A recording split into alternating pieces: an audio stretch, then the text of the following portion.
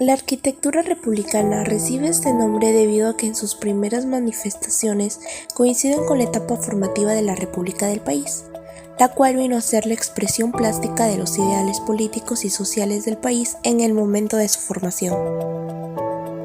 La arquitectura republicana.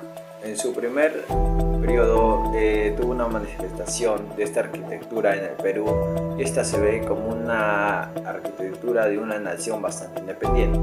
Hacia fines del siglo XVIII, la tasa urbana se consolidó, fue totalmente ocupada, al punto que el ambiente construido empieza a desbordar del damero integrado en zonas antiguas, de manera desordenada y según la necesidad del espacio, por lo que esto se debe expandirse hacia el campo, mediante una red de caminos que esto a la vez fue el sustento de la economía agrícola.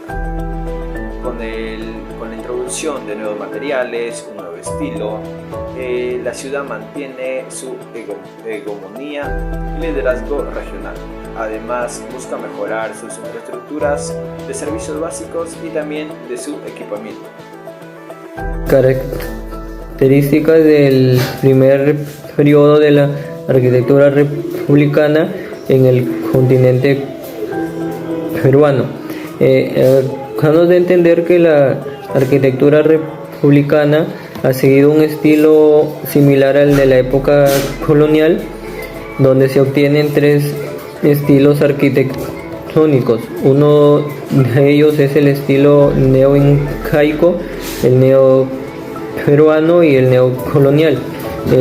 También nos da a entender que el arquitecto Rafael Marquina ha sido considerado el mayor progenitor de esa época, ya que con su estilo neocolonial él hizo edificaciones que hoy en día son reconocidas en el centro de la capital. La arquitectura republicana tiene sus orígenes en la arquitectura griega y en la arquitectura romana.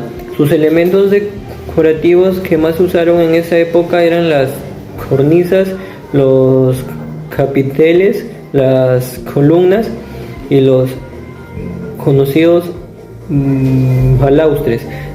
También nos da a entender que se construyeron edificaciones de 2 niveles a más, donde sus esquinas eran simétricas y se usaban mayormente la madera para el uso de sus estructuras.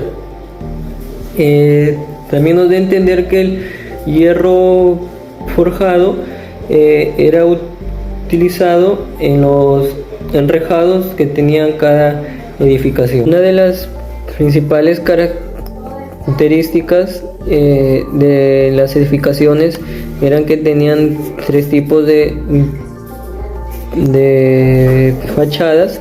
Una de ellas era que no tenían balcones, otra es que ya contaban con balcones corridos, y por último teníamos lo que eran las portadas con cada balcón.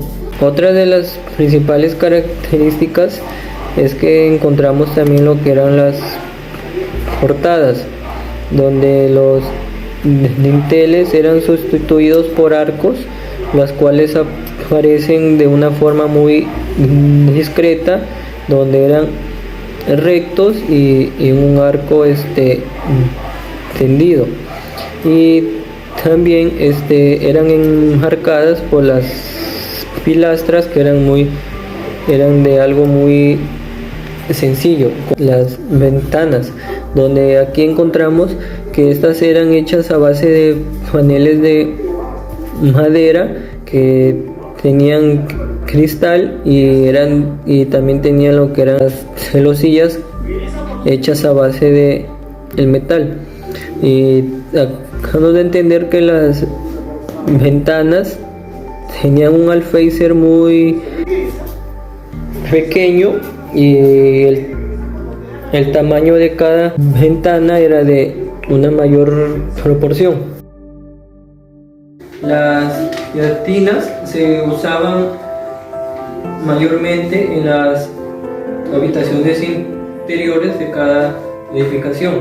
Como podemos observar acá en la imagen, las teatinas se consideraban que eran estas, y estas teatinas ayudaban para que tenga una mejor iluminación y una mejor ventilación, donde que el sol iluminaba por acá y reflejaba a este ambiente que eran las habitaciones. Entonces acá también ayudaba en lo que era la ventilación, que ingresaban por acá y comenzaban a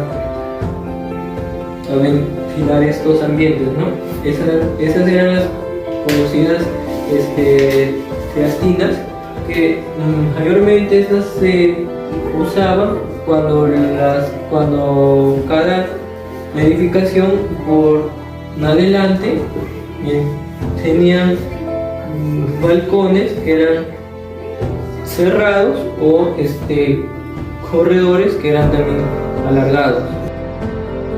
En el año 1860 se inició el estilo republicano.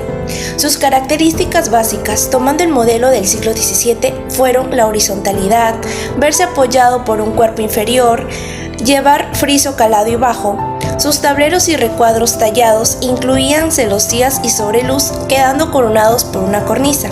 Siempre adornado el segundo piso, para el siglo XVIII los balcones eran tallados en maderas finas, uno a cada lado de la portada, generalmente en simetría y siempre al gusto del propietario. Aquí se destacan las obras de la Casa Candamo y la Casa Lía. A fines del siglo XVIII y a principios del siglo XIX llegó el estilo llamado neoclásico, que se caracterizó por el predominio de una tendencia hacia el retorno de los estilos clásicos de la arquitectura greco-romana. Aquí se destaca la obra de la Basílica y el Convento de San Pedro. Arquitectura neoclásica es un estilo arquitectónico desarrollado en Europa durante los siglos XVIII y principios del XIX. Por este tipo de arquitectura, en su forma más pura, se caracterizó por el nacimiento de la arquitectura clásica o grecorromana. La arquitectura neoclásica surgió como reacción al barroco, donde había un exceso en la ornamentación. Se caracterizó por la grandeza de escala, la simplicidad de las formas geométricas, los órdenes griegos, especialmente de dórico, el uso de las columnas y la preferencia por las paredes en color blanco.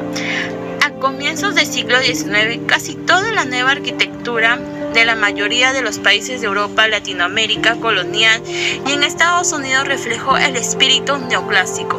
Otro punto también es, a diferencia de las otras dos bellas artes, pintura y escultura, la arquitectura tiene la capacidad de poder asimilar el paso del tiempo y los cambios de gusto, reflejándolos en su decoración exterior y interior, y en las repentinas y perdurables modificaciones estructurales, torneándola en un incondicional documento histórico de primer orden.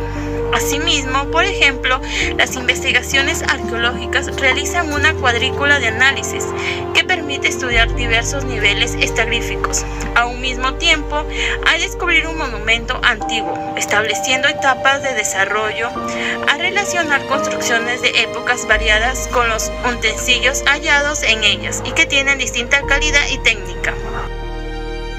El neoclasicismo se representa como un arte nuevo, sereno y equilibrado, ante el agotamiento de las formas del barroco, con su lenguaje repetitivo y muy vacío. Sus postulados son pureza, exactitud, luminosidad, equititud, equilibrio y fidelidad a las artes del pasado, es decir, al clasicismo. Las características más importantes de la arquitectura neoclásica son que se integran a monumentos de la antigüedad grecorromana, conceptos de belleza basados en la pureza de las líneas arquitectónicas. En simetría, las proporciones son sujetas a las leyes de la medida y las matemáticas. En este periodo, el surrealismo de las artes a la razón lograron alcanzar la madurez y el equilibrio, punto culminante al camino del perfeccionismo, conseguido por la observación de la naturaleza y a la abstracción y adentro de las proporciones ideales. Cuando se trata de hablar de la arquitectura civil limeña peruana neoclásica, se van a encontrar diversas problemáticas para resolver. Alfredo Bryce Echenique toma como ejemplo a dos casonas muy importantes. Una de ellas es el Palacio Torre Tagle y también la Casa Oquendo o Asamblea, ¿no? Las cuales se fechan entre los finales del siglo XVIII y los inicios del siglo XIX. Asimismo, también existió una intención distinta en el momento de construcción, donde se destaca una mayor luminosidad y hay una comparación con las ventanas pequeñas del primer piso en su disposición. En conclusión, la arquitectura peruana, como sabemos, de la nueva república renacía con la idea de ser bastante independiente. No se podía ser ajeno a las bases de la civilización de épocas anteriores, es decir, de tomar un estilo que combine la decoración tanto del exterior como la del interior, resaltando la cultura incaica tanto también como la cultura pre-incaica, manteniendo los planos estructurales de casas antiguas. A partir del siglo XVIII los estilos ya no engloban todas las artes. El último estilo que se quedó fue el estilo global neoclásico. A partir de 1820 y 1830, la arquitectura sigue una evolución propia,